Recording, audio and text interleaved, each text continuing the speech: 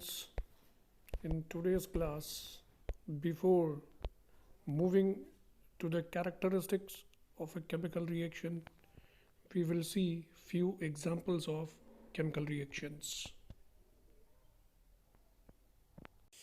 The first example is of burning of magnesium.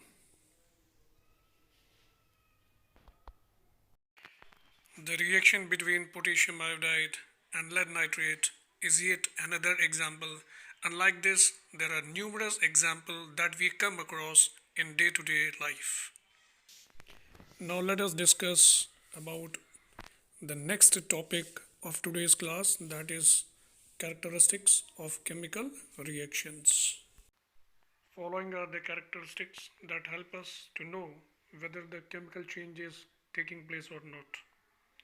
The first one is change in color, second one is change in state, evolution of a gas, formation of a precipitate, and change in temperature.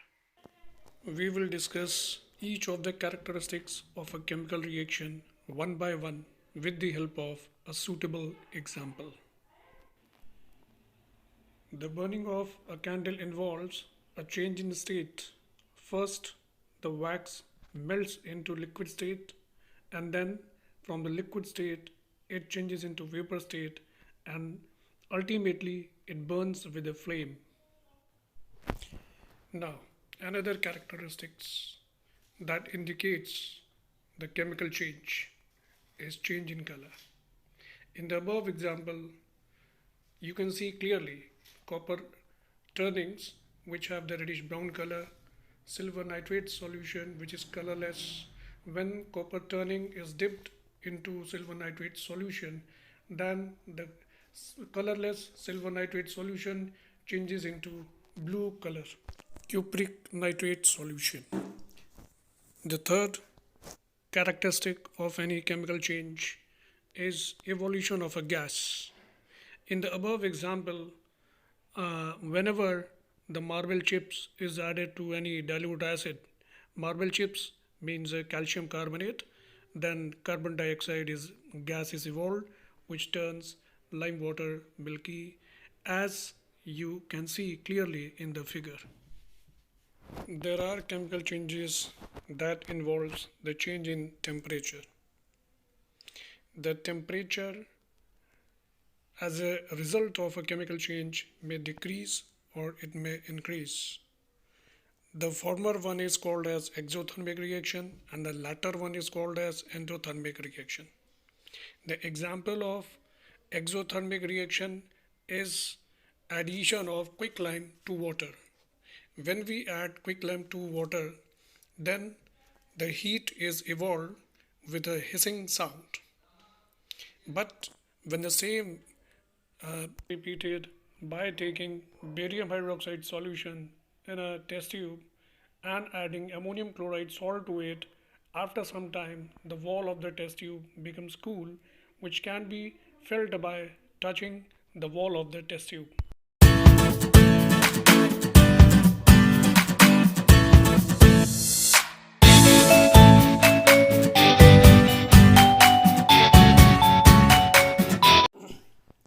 The formation of a precipitate is yet another sign of any chemical change or chemical reaction.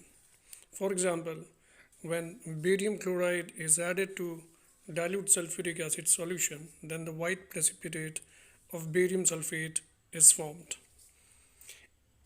Another example involves lead nitrate solution. When we take lead nitrate solution in a test tube and add potassium iodide to it, then the formation of a yellow precipitate takes place. This yellow precipitate is of lead iodide, which is formed as an insoluble product. Now, before we talk about chemical equation, it is necessary to know about molecular formula.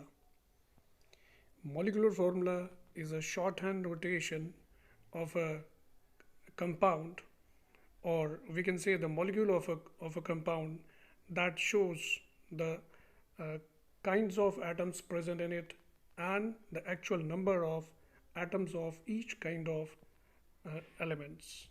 There is yet another term which is called empirical formula. Empirical formula gives us the idea of the ratio of the atoms of each of the elements present in the molecule of any compound. For example, C2H6 is the molecular formula of ethane, in which carbon and hydrogen is present in 1:3 ratio. Therefore, its empirical formula is CH3.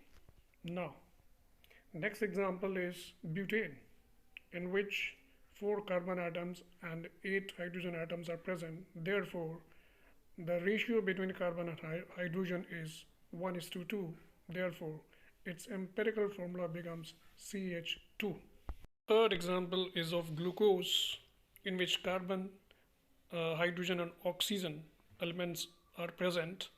The number of atoms of carbon is 6, hydrogen is 12, and oxygen is 6, which is in 1:2:1, and therefore the empirical formula of glucose becomes CH2O. Let us come to the last topic of today's class, chemical equation. Now, chemical reaction can be represented in two ways: in the form of a word equation that involves the name of the reactants and the products, each separated by the plus sign, and the reactants and the products separated by the sign of arrow. When the same is repeated by writing the symbols and formula of the reactants involved and the products involved, then it is called as chemical equation. Now, in the next video, we will learn about types of chemical reactions and how to balance the chemical equations. So students, thanks for viewing this video. Very soon we will be meeting again in the next video. Once more, thanks.